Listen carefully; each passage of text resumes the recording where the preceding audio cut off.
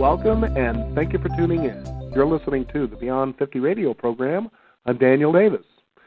Many of us have relationships with people where we always tend to find them kind of out of sorts, maybe feeling sick or chronically with headaches or stomach aches, whatever the case may be, just always in disarray. A lot of times we might consider these particular kind of people just maybe overly sensitive. Maybe it's their thinking or the outlook they have on the world that causes this. Well, that certainly is one modality or one way of looking at it. Another way is that there's a possibility that these are people who are highly sensitive and who tend to absorb the negative energies of others, leading to illness for themselves. Today we're going to be learning about a linear, easy applied long-term protective solution that an empath can use that doesn't take on or keep unwanted energy. One of them is a powerful exercise called Return to Sender that harmlessly gives back the misplaced energy, emotions, and more to their original owner with permanence. So if you happen to be one of those people out there that have this particular kind of experience, you might come to know that, well, you probably might be that sensitive person taking on these negative energies, and perhaps as you learn to send that energy back to where it belongs, you'll find yourself with a lot more vitality, vibrance, and probably even more happiness without all the illness. On the Beyond 50 radio program today, we're joined with author of the book Self-Care for the Self-Aware.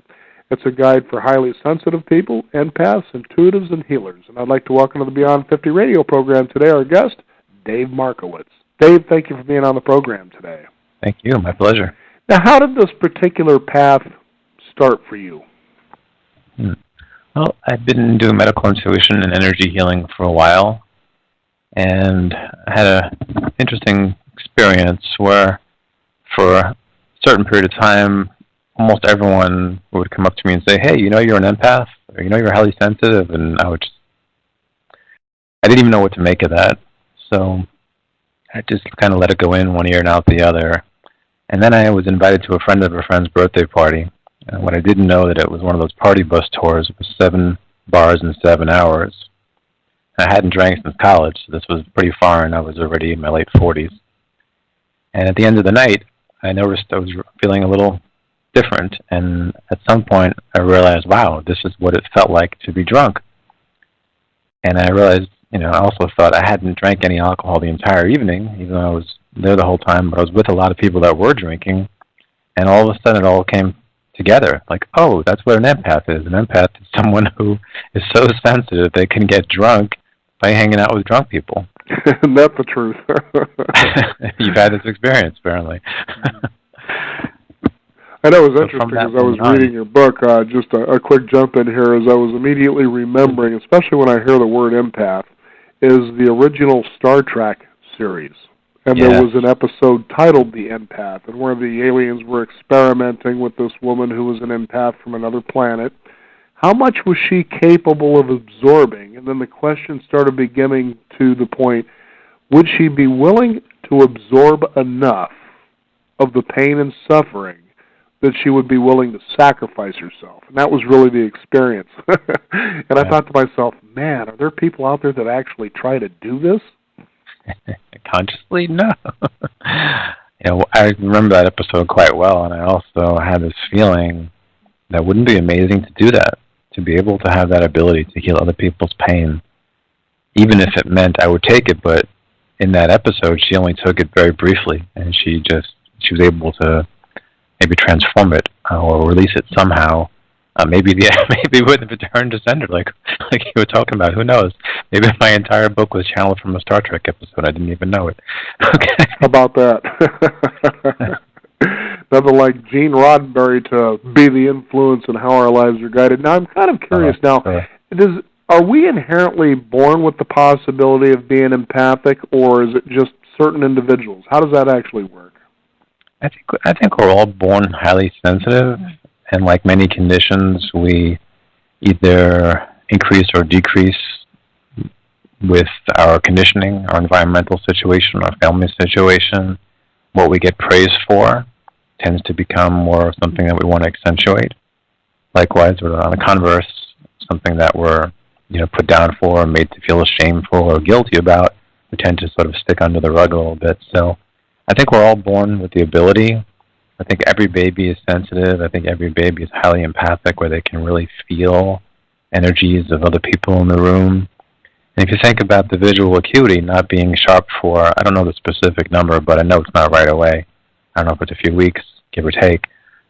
But they're basically this completely emotional being. There's no logic, there's no linear or little linear experience or thought process, or from what I remember anyway.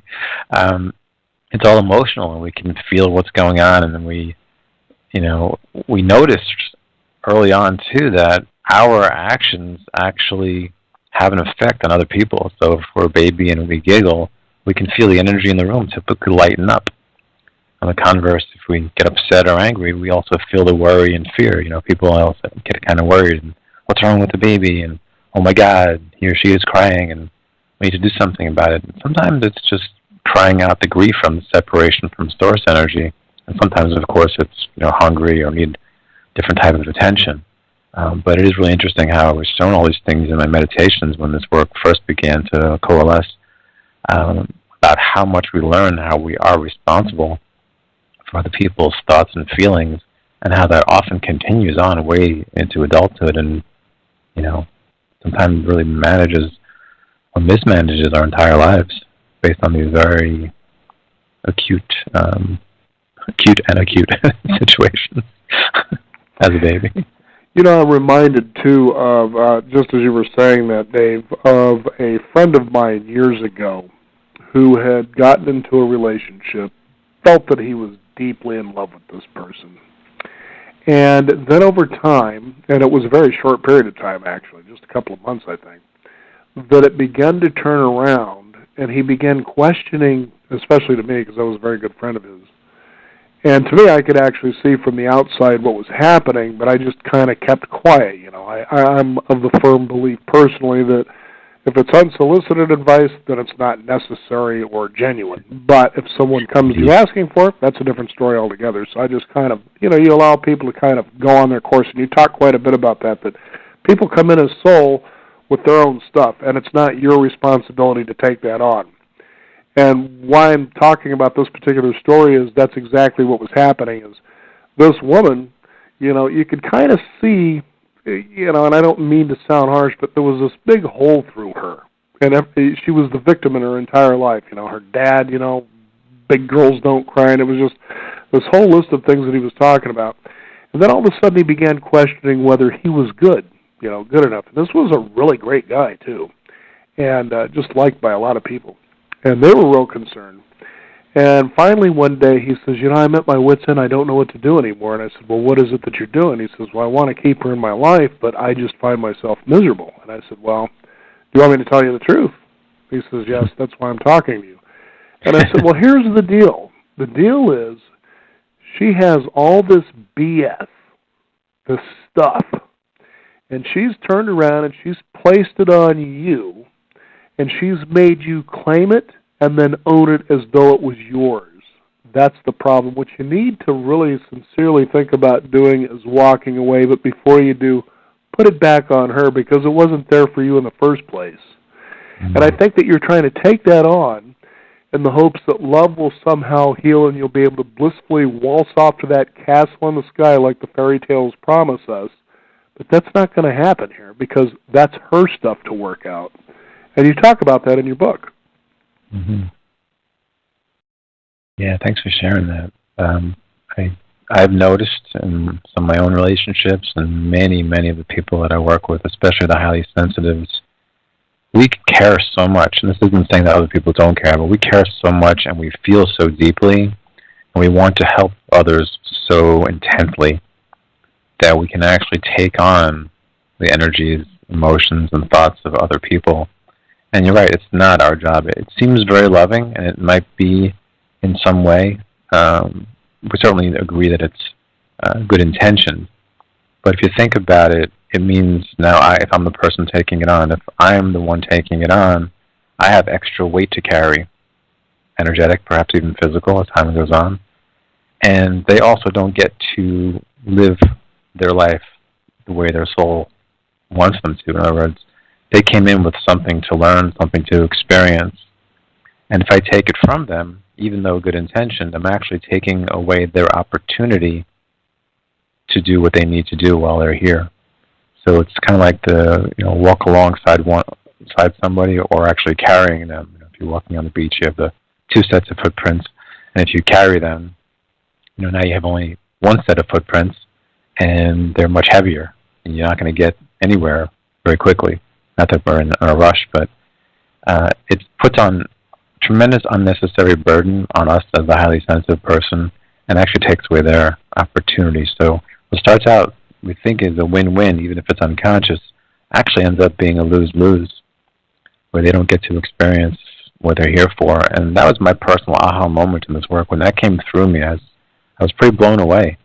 I get, it makes sense that I shouldn't carry other people's stuff, but then when I really saw that it was hindering them, what I thought was a loving act was actually hindering them, wow, that woke me up. So now, how can a person know, first of all, if they happen to be a highly sensitive person, even close to being an empath, and that they've actually taken on someone else's burdens, as I was describing earlier, to a point that they may even own that as though it's theirs? Mm-hmm. Well, a lot of people know they're sensitive. They might not know there's a word for it. I get a lot of emails from people who finish reading my book, or even just starting it sometimes, that are so happy that they're not alone and that there's a word for it. When we're in pain and discomfort, the mind needs something to hang on to. So now if there's a word for it, then there's something to do about it, which of course is described more in the book. So once that word of empath or highly sensitive becomes more conscious, we can start realizing, wow, okay, there's a reason why if I walk into a bar, for example, I don't feel well. Or if I walk into any particular environment, whether it's family at Thanksgiving or a mall or whatever it is, we can feel all these things. And a lot of us do these things and just think it's normal and think everyone else has this experience too, until we realize not everyone does. So that's the first wake up for a lot of people that I've seen, that to become aware of their being highly empathic. As far as how do you know if it's hindering your healing ability, one good way of knowing is if you've tried not all, but even a lot, or might seem like all, modalities that are out there, both Eastern and Western, and at most you're getting temporary results. To me, that's a very clear indication that the underlying cause hasn't been addressed. So what my work does is give people tools to be more of a funnel than a sponge. Because what I've seen is so many of us become walking sponges. Again, good intentioned. And we often get credit for it. We get approval. We can even earn degrees, being a good nurse or psychologist. You get all kinds of accreditation. I'm sorry, I can't pronounce my words right now.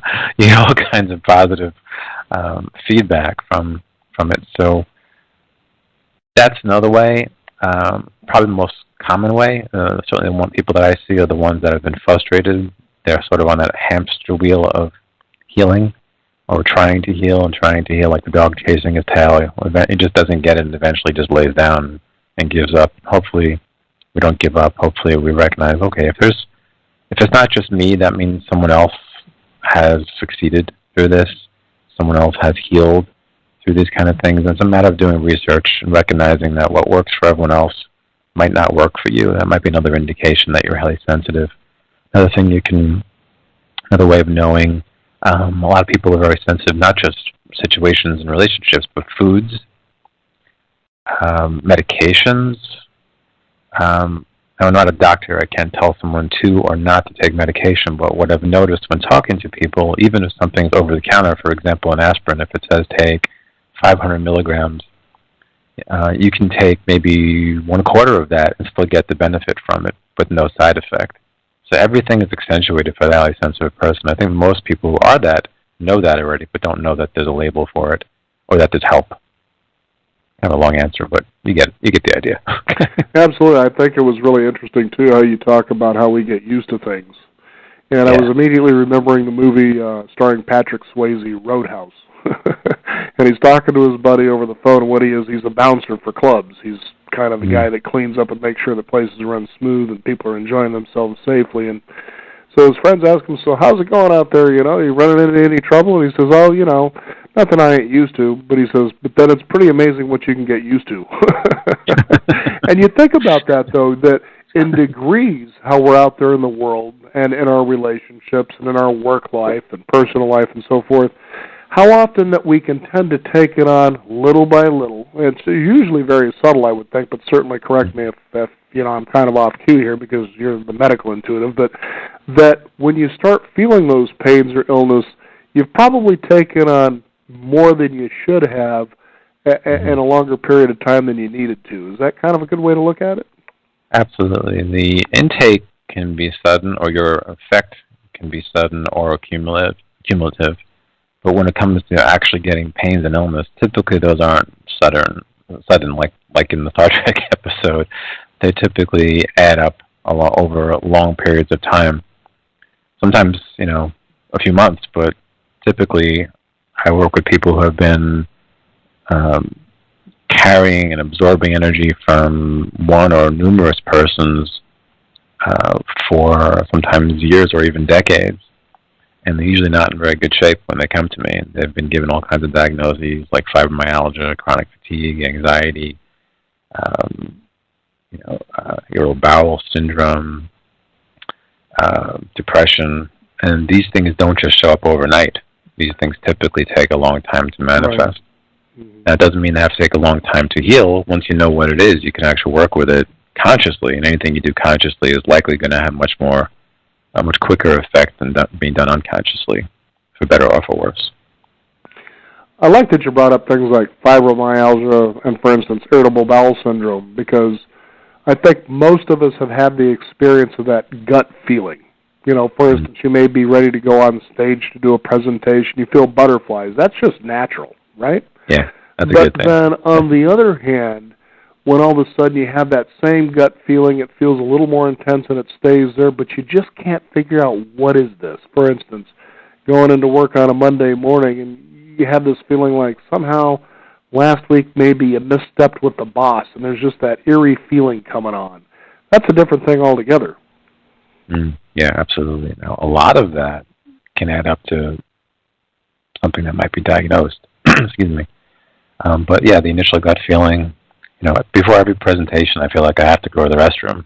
And I finally realized after years and years, this is just my body, feeling things, feeling the butterflies. This has nothing to do with my bowels. Right. I want to go out there and do my best, and that's what I'm really nervous about. And that's healthy, actually, because you're out there with the intention of giving your best. So. Absolutely. And that's part of my non-attachment practice, is just knowing if I do my best, I can really let go, and how people receive me is totally up to them. On a few years back, I was invited to speak on the same bill with Deepak Chopra, and there was thousands of people in the room, and I was really scared the whole time. The whole morning while he was speaking, other people were, I was just so not present, just so scared. And when they announced my name, a voice came to me and just said, "It's not about you." And I went from fear and anxiety and to, wow, cool. And I just had fun, and people seemed to enjoy it. I got a standing ovation at one point. Now, granted, I was having them go through an exercise where they were standing first, but still, the point is that they were standing and applauding. But the idea was, just that little reminder changed my idea about what I was experiencing. Was I even nervous, or was I just so excited that I couldn't tell?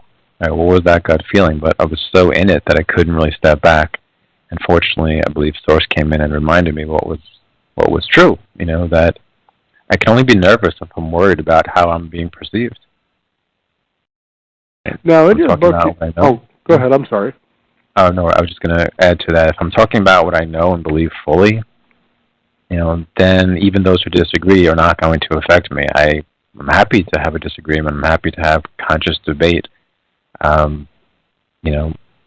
That's part of the process. I welcome skepticism. I have a left brain, too, that doesn't really like what I do for a living.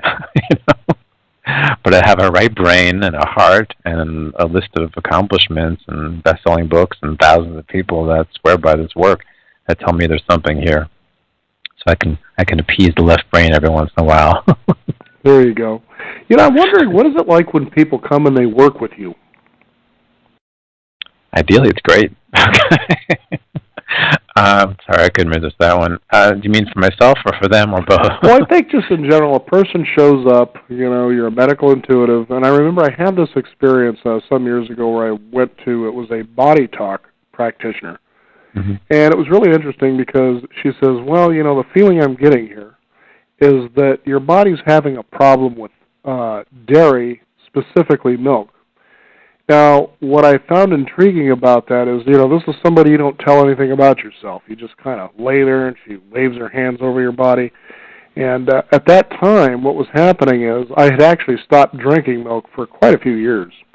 And, of course, I'd have cream or whatever in recipes, and then, of course, cheese for anything that I like cheese on. But those were things that were infrequent. But what I was having was this problem that all of a sudden I was having a lot of gut pain, and I was drinking the milk to soothe that pain. And she says, what I would suggest you do, because your body's telling me this, is that maybe you might want to consider just cutting milk out of your diet, or at least switching from dairy to another form if you have to have it. And I thought, that's really a wonderful observation. So I just stopped. And sure enough, not even within a week, it was gone. So it was really the problem. And I think what fascinated me is how she could pick up on that. Yeah, it's pretty amazing, especially having grown up in a very Western, linear brain experience of life.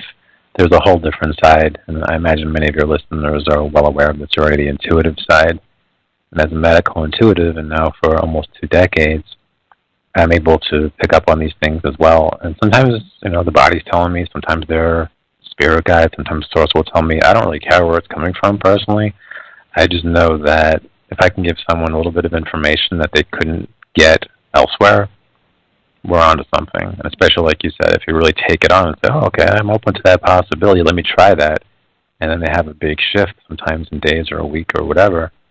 It's a pretty amazing feeling to be part of that, without major diagnostic tests and thousands of dollars and CAT scans. Nothing wrong with those things. They do have a purpose. Let's be clear here. I have relatives who are surgeons. They do amazing jobs. Western medicine does amazing jobs. But everything has a limit. Western medicine is not going to typically work intuitively, just like I'm not going to typically be doing surgery. Right. So right. I believe in complementary medicine. I think we should all do a little bit of everything. And even when people come to me with really serious things, for example, tumors, they want me to energetically decrease the size of the tumor. And granted, it is possible. And Greg Braden shows this video of a hospital, a medicine-less hospital in China where 3 people doing Qigong, and you can actually see the tumor shrinking. I know that video. I know the one you're talking about, yes. Yeah. In fact, you watch that happen right in front of your eyes, and it's an ultrasound or something they're using, right? Right. Okay. Yeah, it's pretty amazing, but there has to be a lot of factors to make that happen. What I tell people is do your Western medicine. Like if something is growing and it shouldn't be, have it removed, but don't stop there. Let's address the underlying cause, because typically they're not going to go into that. They may not know about it. They may not have time to do it. They may have different opinions than you, and what I've seen is what resonates with each person typically is the most effective. So one of the things I share when I do a free 15-minute consult, especially when someone's received a lot of different diagnoses or ideas and suggestions, I'd say, listen, you can go to 5 or 55 different medical professionals, alternative healers, call it what you will. You'll get 5 or 55 different ideas on what it is and what it should be and what you should do. And typically the one that resonates with you the most is the one that's going to be most effective. That doesn't mean to ignore everything else. We want to go with obvious things that are provable through tangible Western medicine, science, etc. But if I'm talking about tips on healing for a highly sensitive person who doesn't believe that they're highly sensitive, or the converse, right? I'm not helping anybody. So I try to meet people where they are, what their body is saying, and their bodies are always talking. To me, they're like a dashboard on the car. There's little lights that tell you something's wrong. And we're so trained in the Western world that if we have an ache or a pain, to do anything to get, quote-unquote, get rid of it, including a medication that will actually numb the experience of it, which certainly doesn't get rid of it, but it appears to be helpful. All those things are okay, but they don't do anything in the long term. They actually make you addicted to medicine, perhaps. So we have to look at these pains and illnesses as gifts in that they're reminding us that something is out of balance, something's out of alignment. And as a medical intuitive, I can usually tell what that is and help people get back on track from that really deep causal layer. And of course, that's going to have effect on everything out from that place, so from the micro to the macro. So, yeah, and I'm familiar with body talk as well, and it's a great practice. There are a lot of great practices out there. But in the same respect, if someone doesn't have any belief in that, they're probably not going to do what the practitioner is recommending. So it's very important to meet people where they are. Absolutely. Like you said, one size doesn't fit all, even though there's conventional alleged wisdom that would suggest that that's true. Right. Now, there was a part in your book that I really wanted to clue in, especially for our listeners here, give them a little bit of guidance, and it's when you talk about empathy versus compassion.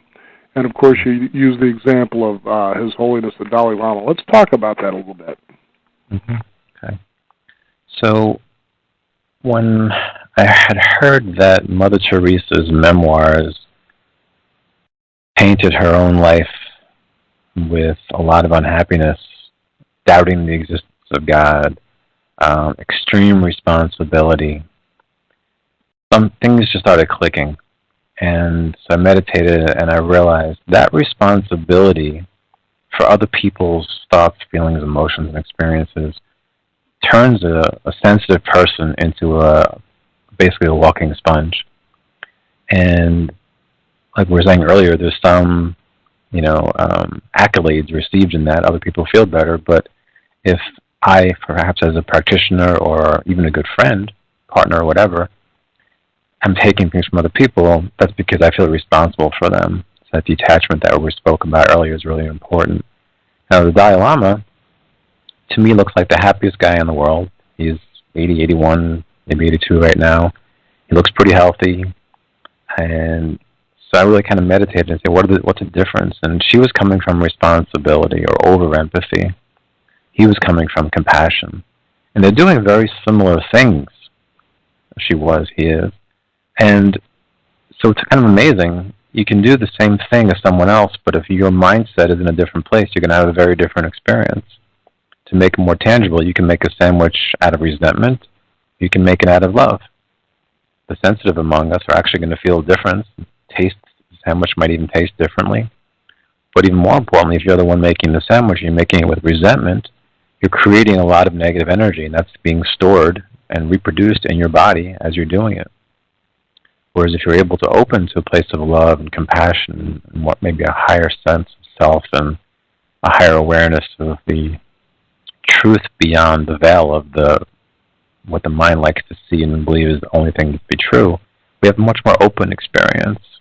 And then we can be much more present with people from a place of compassion. And if you watch the Dalai Lama's videos, even if you're not Buddhist, most people will say they feel better just listening to him, being in the presence of him. You can certainly see people just light up. I saw him speak in Central Park in New York years back, and there were thousands of people there, and you can feel the energy from seemingly miles away. I don't think it was quite miles, but it felt like it, or looked like it, but it felt like he was there just being a beacon of light. And I really believe it's because he's really mastered compassion. And so that's my sort of,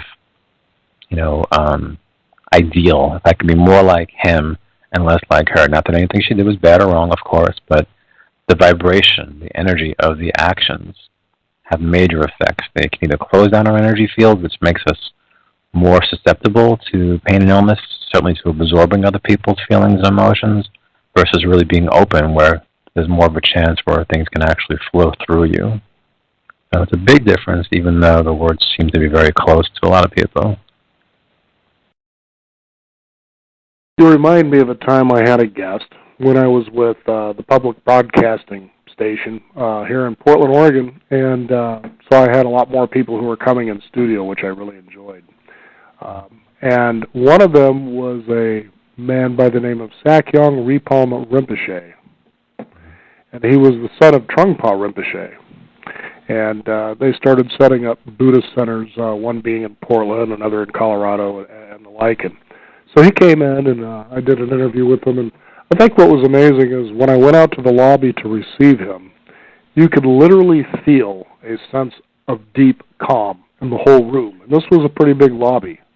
The kind of calm that you knew you could walk by this guy's side in the middle of a firefight, for instance, and feel like nothing was going to happen to you. And in fact, it was such an amazing experience that even the receptionist at the front desk had called back after he left, who was that guy? She'd been there for years, and she's like, you're bringing in some pretty incredible people. And, OPB was a place that incredible people like Deepak Chopra, as you were talking about earlier, would show up and do stuff in. And I said, it's neat when you see and experience people who really walk the talk and they live that particular way. And you realize through a lifetime of dedicated yourself to a practice, how other people can sense that outcome, like you were saying about the Dalai Lama. You can feel his energy no matter how far or how close you were. Pretty amazing stuff. This is something that we can all develop, though, isn't it?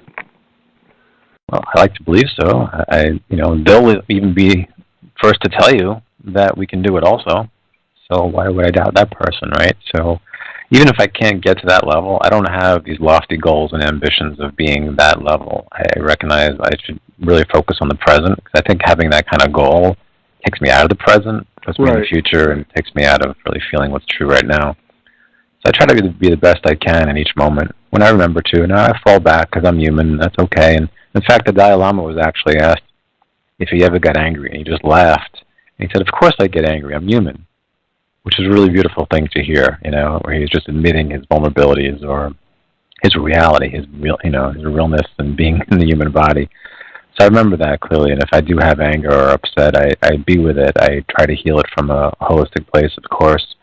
But yeah, if I can get anywhere near that place, I'm going to have a pretty major effect on the people that I'm working with. And fortunately, many people tell me that I do have that effect on them, which is beautiful and humbling and, somewhat even scary, But at the same time, wow, it doesn't take, going off to Tibet and meditating for decades straight to get to that. It's kind of a choice in the moment. Granted, training and meditation can only be helpful.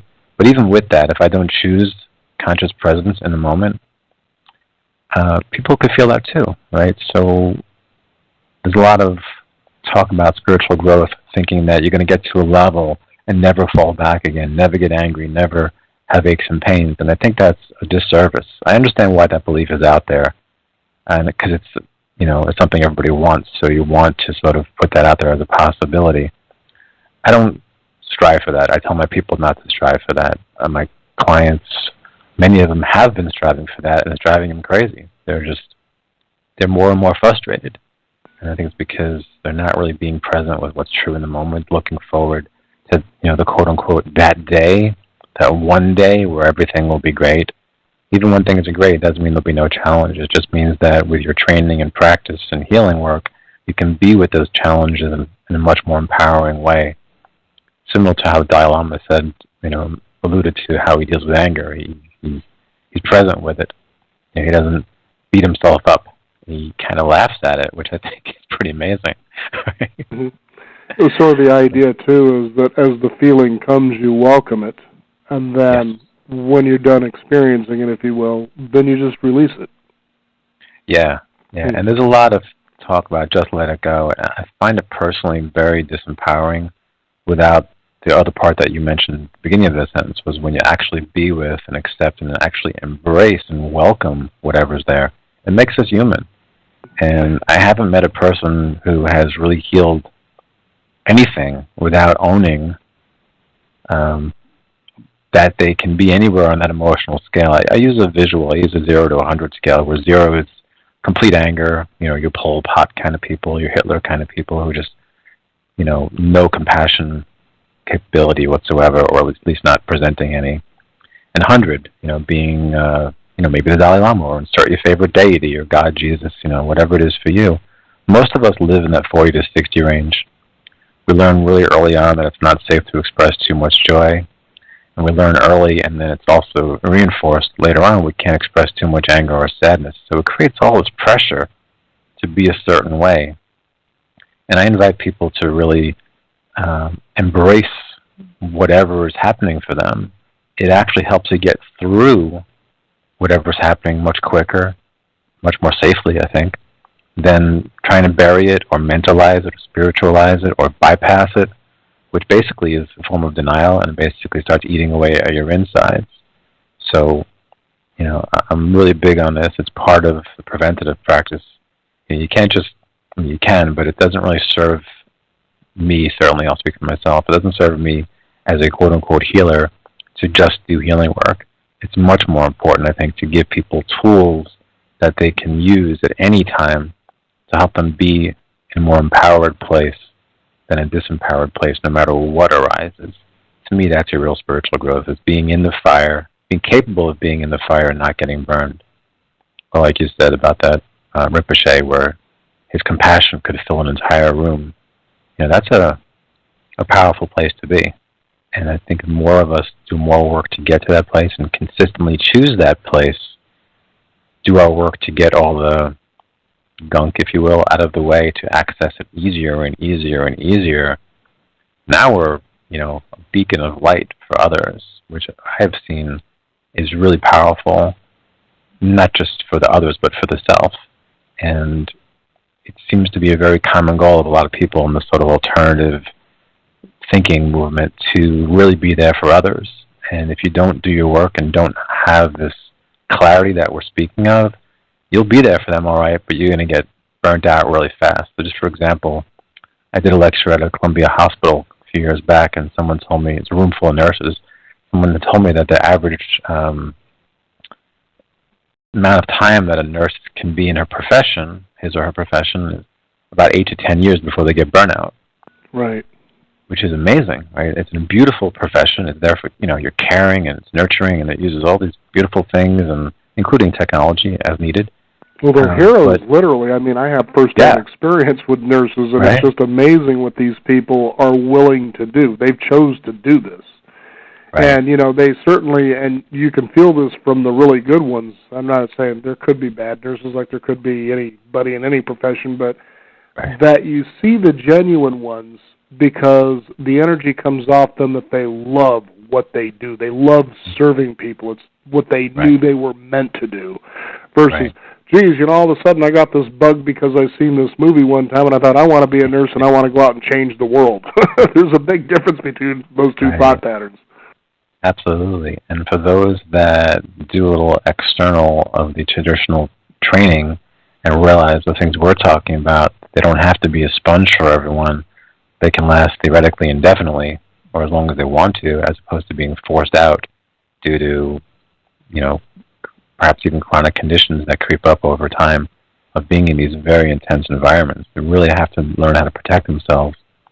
And for highly sensitive persons, as a nurse or not, we need to learn to protect ourselves in ways that really work. And these are things that I teach people. In addition to doing all the healing work, the prevention is super important. Now, as we've talked about how perhaps sensitive people can take on the burdens is the only word that comes to mind right now, but that's the best thing I can say. But there are energies that don't really feel too good. You have an exercise called Return to Sender, and this is supposedly a harmless way that gives back the misplaced energy and emotions and so forth. Tell us how that works. Okay. Well, it is the fourth step out of 5, so for those listening and you haven't read the book, or you can play with it, but really know that it takes, it's part of a system. And if it doesn't work in an initial try, it doesn't mean that the system doesn't work. It means that just doing it as a small part of a full system might not be the best for you in that moment. So I'll just describe it briefly. Once we determine what's being held, so for example, someone comes in, they have gut issues, and I can intuit, or I take them through a process even more powerful where they can see what's going on. And let's say what we find out is there's repressed grief. Then we find out, through intuitive measures and or again, me taking them through an exercise, is what's theirs, is what is there yours, another person's, or a combination. Now, if it's yours, it's a very different ballgame, and maybe we'll go into that shortly, but being that you focused on this question first. When it's not yours, when it's not my clients, I take them through a process called Return to Sender, which actually opens up an energy field where we communicate with the other person's higher self. And we go through this process, and I give them things to share verbally to really connect on a heart level.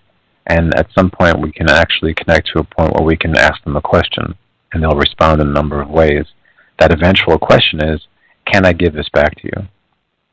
So if we just kind of jump in, it's like, okay, I'm giving it back to the universe, like that kind of thing, which I've seen a lot of people do. And I get the desire for that. We all want the quick fix, but it doesn't work with this kind of work. So let's just do what works and not try to sort of reinvent the wheel. When the process is done well, the other person's higher self will typically either open their arms or verbalize and say, of course it's okay, or any kind of indication. At that point, I check in with the person, are you okay giving it back? Because sometimes there's a major attachment to being the holder of these things, and assuming they are, and if not, we go through another process to get them to that place, but assuming they are, we actually open up and allow, we don't force, we don't push, we don't pull, we allow that energy to go from the client to the original source. And, they typically feel lighter, more spacious, happier, more joyful, more free, sometimes in a matter of just a few minutes. And because we're really getting to this root of the issue by doing the full process, they can actually stay in that healed place. Now, typically there are numerous layers, so it's not typically a one and done, although I have seen that happen on occasion.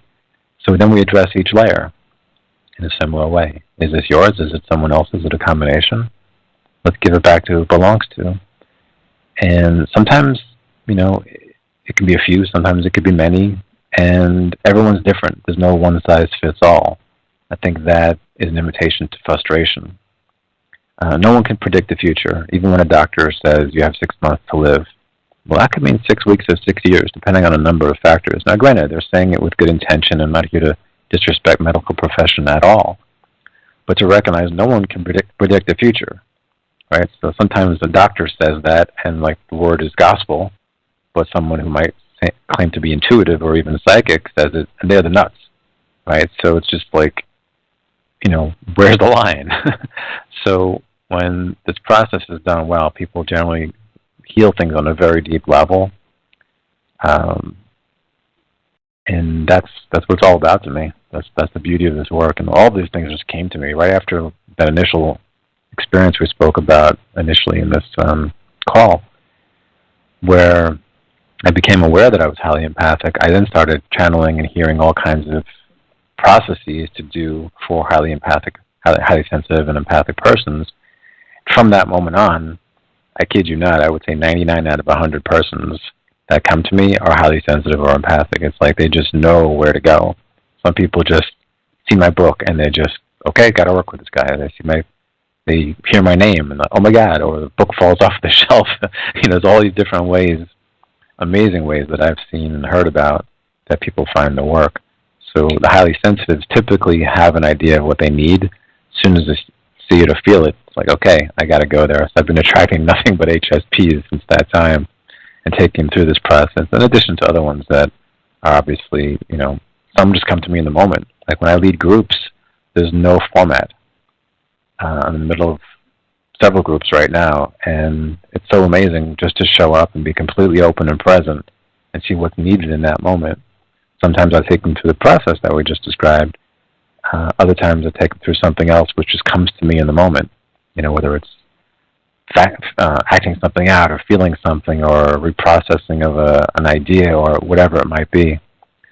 So Return to Sender is one tool. It's an amazing tool, but it's not the only tool.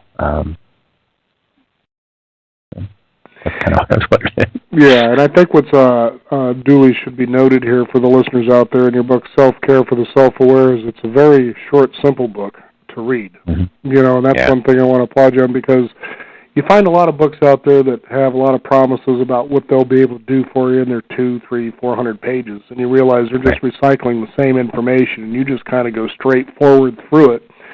But even as with the illusion of being simple as far as the read goes, as you said, it's taking these tools and learning how to work them to a point that they become habits, and that takes a little bit of work.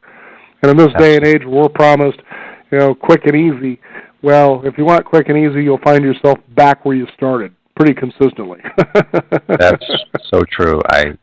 Everyone, or seems to be everyone, extremely high percentage of people that I work with, on the intake form, there's a very long list of things they've tried.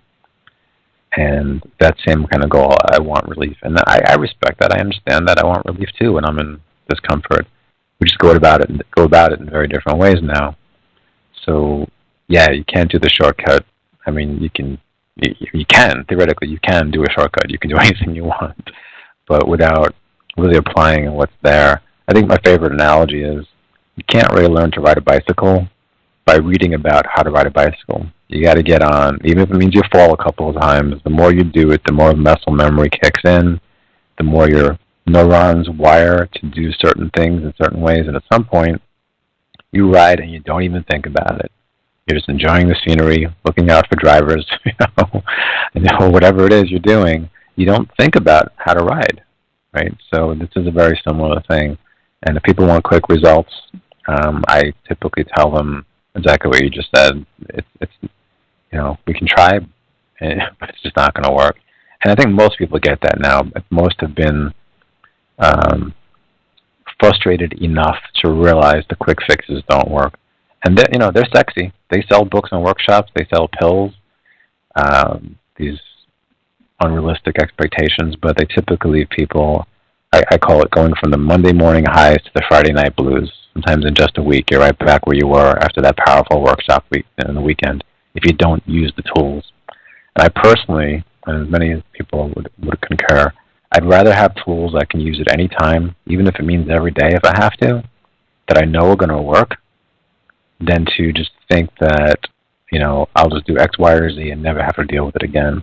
It's a place of empowerment, and it's a place where the mind hates to go, because the mind wants the quick fix. The mind actually says, I've actually had people say, Dave, your book is too simple. There's got to be something else. Or what else you got?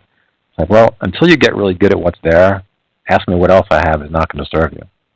Right, exactly. With all due respect, Right. So let's figure out how good you're getting with these tools, and then I can find out pretty quickly if they've been using them or not, and by the results as well as what they say, or as an intuitive, I can tell if there's something underneath what they're saying as well. So you can't fool intuitives. I know, it was interesting. Many years ago, there was a person I used to work with, and she decided, I'm going to become a Christian and go to church every Sunday. And I said, well, that's great. Mm-hmm. So I think it was about 2 months later, she just decided to talk to me about her experience. And she says, I've been going to church pretty religiously, and I don't feel any happier. And I said, what made you believe that going to church like you're going to church was going to give you that? Well, of course, she couldn't give me the answer. But it's interesting how that illusion is out there. Yeah. Jim Carrey had a great line where he said, I wish everyone would become rich and famous to realize that's not the answer to being happy. Absolutely.